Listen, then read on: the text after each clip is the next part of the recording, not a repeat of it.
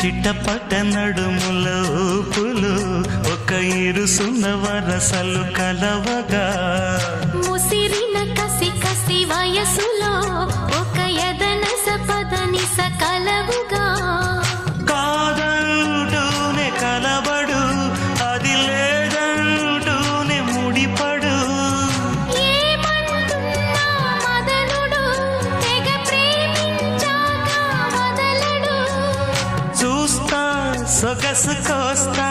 వయసు నిలబడు కౌగిట అబ్బని తీయని దెబ్బ